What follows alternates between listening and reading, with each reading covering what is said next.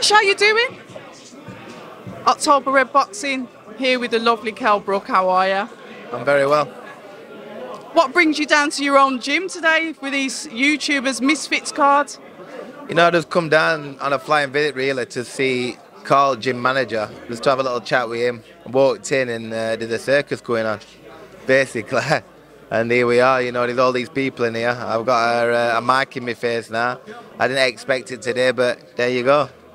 You know that you can't go anywhere without getting a mic or something pushed in your face. I'm not going to be rude on camera. Yeah. What are your thoughts on the Misfits card then? Something new. You're a boxing purist. You're a pure boxer. What do you think of this? I'm a pure boxer, you know. It is not my thing, you know. I've done it since I was 9-year-old. I've done it the proper boxing way, you know. This is more of a circus, you know, for me. YouTubers, you know, this kind of thing, you know. But it's entertainment at the end of the day, and people are buying into it. It's not. Is it killing the sport? I don't know. It's debatable, but you know, we're boxers and they're having a go, and a lot of people be tuning in. That's the main thing. Yeah, I think there is a bit of a big money spinner in it because they've got a lot of eyes on them on the internet. They've got lots of followers, lots of YouTube subscribers, and that's where the money is right now, isn't it? Yeah, it seems to be. You know, a lot of these YouTubers, there's big attraction. A lot of people tuning in, you know, because they get a lot of followers, you know, on YouTube. So the crossover's there, but like I say, I'm a die-hard boxer. You know that it is what it is. You know, at the end of the day, it is what it is. There are a lot of happy people, and that's the main thing. And you're happy as well. But what I want to say to you, obviously I was there at your fight that you had with Mr. Amir Khan. A beautiful performance. I was there at the post-fight presser. It was like two completely different men walking into that room. You, with practically no marks on you at all, and Amir came in looking like he'd been in an absolute war. What was that like for you after all the years of talking about this fight happening, it finally getting done, and you winning in such a brilliant fashion? Sensational fashion. Yeah. You know, it felt so satisfying. After all the years of the talk and him doing this to me and doing that, getting in there and just, you know, destroying him, you know, without being rude, you know, it were a one-sided beatdown, you know, but I've got to give him that respect, you know, he took it like a man and he came over and, you know, he was humble after the fight, so I've got to give him that respect, you know, he shared the ring with me. You know, there's no weight there, and there's never really been any real hate. It was more, you know, for the fans, you know, wanting to get the fight, you know, for them. And now we've had the fight, you know, and it is what it is, you know. You know, it's done now. We can call the chapter on the Brook Khan fight. Talking about closing chapters, I know that you said that you've retired, but there's some rumours. I even spoke to Dom, who suggested that you might be coming out of retirement. What's happening? You know, I get the feeling that people want me to come out of retirement, but you know, for now I'm still retired. You know, if I get back in the gym and I get that urge to get back in, because boxing's in my blood. You know, it's all I've ever done. 9 years old, it's gonna be in my blood. It's all I know. You know, it is hard to walk away. I understand now that the ex-fighters what retired and they come back. I do understand it now, but as we stand here today, I'm still retired. You know, time will tell. All right, then I'm going to hold you to that. But what I want to ask as well, something that's obviously been in the news, a bit of bad news for boxing is what's happening with obviously the Conor Benn and the Chris Eubank Jr. fight being pulled off. You understand the ins and outs of it. I've spoken to many people.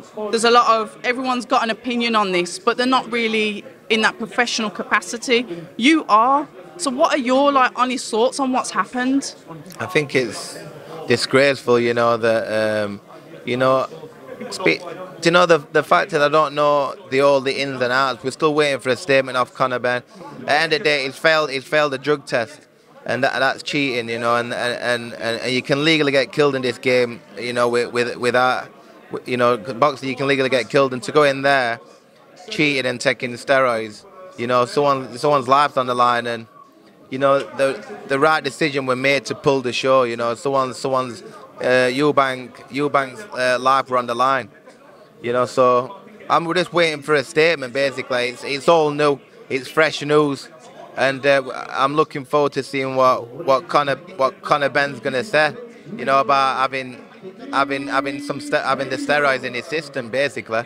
You know, I don't know how he can explain it. And you know, as a fighter as well, and obviously you've been subject to testing yourself. What is the actual procedure of it, and can there be mistakes? Is what I guess I'm getting at. I don't. There's no way of a mistake. You know, I've been tested thousands of times. You know, urine, blood. You know, 2-3 times a week. You know, 2 random. You know, even now, it's still. I still get tested. You know, even though I've retired. You know, you've still got to say that you're retired. You still got to take tests up to 4 years after retirement. So, you know, I've took many tests, and there's no way that anything can be in that sample unless you're doing wrong. So what do you see like for boxing moving forward then, the shadow that is kind of like cast on boxing? Because like I said, the statement coming out from the British Boxing Board of Control, and then, you know, after the information being leaked by a newspaper, I don't know, what do you think of that? You know, to be honest with you, it sounds mad. I've not really been taking that much attention to it and reading and everything else about it. I just know that it failed on some kind of female. I don't know. I don't know the ins and outs. I just know that, you know, it's failed a drug test, and that is the worst of the worst in boxing. You know, and he's got some explaining to do. And it puts a dampener on boxing. It makes people look at thinking, you know, even us in spotlights at the top level, they're thinking, you know, are they all on these drugs? You know, and it tarnishes the boxing, and it's just we need an explanation, you know, from Conor Benn about why this is in your system, why. And how long do you think we'll have to wait for that? I'm asking it because if this were me, it'd be immediate. If this were me and I've done nothing wrong, it'd be immediate. Like I'd explain everything. Like you as a fighter need to know exactly what you're taking. Everything what goes into your mouth, you need to know. You know, so I want to know what he's gonna say in this situation. You know, we need to know, because it's completely turned the boxing world upside down. And that's what I mean. How stringent do you have to be as a fighter when anybody's giving you nutrition, even down to drinks of water? How strict do you have to be as a fighter? You have to be so strict. I've been at top level for many years, you know, and you know, I've never took. You know, obviously I've had that many tests. Nothing's ever come back with me. You know, you've got to watch. You've got to read. You've got to read everything. You've got to go onto a site and see if it's on the ban list. You've got to make sure everything what goes into your mouth, the proteins, you know, the sports drinks, everything.